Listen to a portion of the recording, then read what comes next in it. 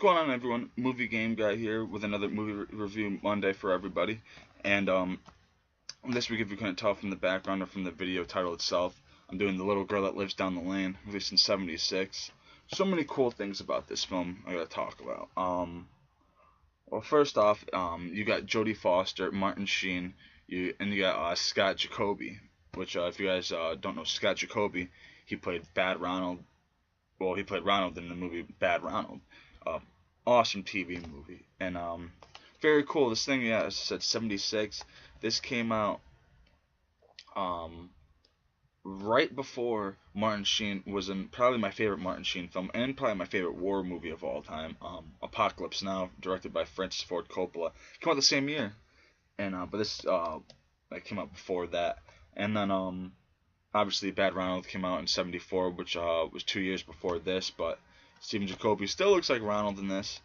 And then you got Jodie Foster, who was just in Taxi Driver before this with Scorsese the same year. So a lot of cool stuff was going on throughout the year that Little Girl Lives Down the Lane was made.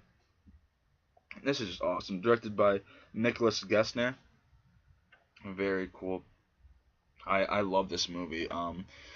It's basically about this girl, Jodie Foster's character, who seems real independent. She's 13 years old in this, and for the story, and basically she's just doing her own thing. And she's got these traveler's checks that she keeps cashing into the bank to get money.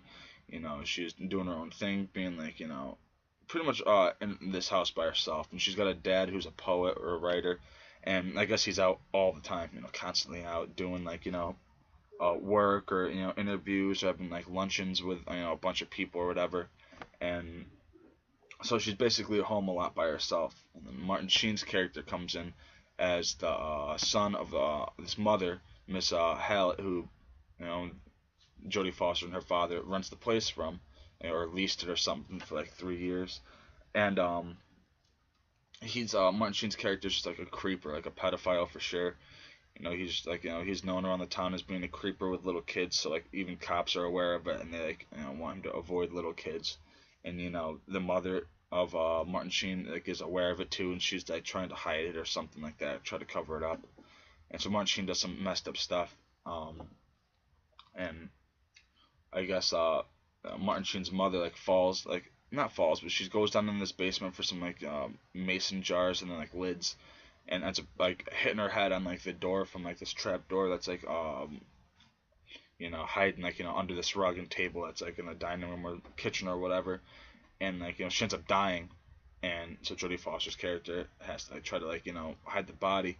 So there's this kid that's like going down the street on a bike played by Scott Jacoby, and he hears like this car trying to start up and all that, and it wouldn't start up, so he goes over to it and he's talking, and it's Jodie Foster, and they end up like hanging out more and all that, and he helps like hide the car and then the body, and like buries it and shit. He gets pneumonia and all that, and he's sick. But there's like this one part in the movie that I thought was crazy. That's not gonna spoil the movie, but it's nuts. As I'm not gonna spoil it. And like all these movie review Mondays, I want you guys to see these films, so I obviously don't want to ruin it for you.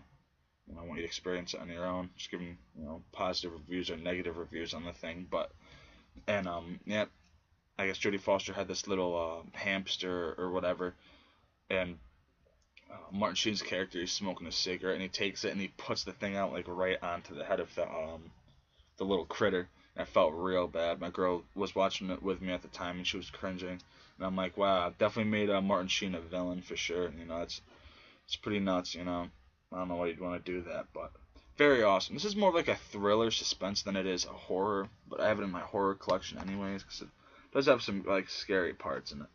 But if you haven't seen A Little Girl Who Lives Down the Lane, I highly recommend it. I gotta give this thing a 4 out of 5 stars. It's definitely worth checking out. This copy's out of print now. It's the DVD, but you can get the disc is in there. You can get the Blu-ray now. I don't know what company released it, but there's MGM DVD, so maybe they joined in with somebody else. But definitely check this movie out, guys. Definitely not a waste of time. It's awesome.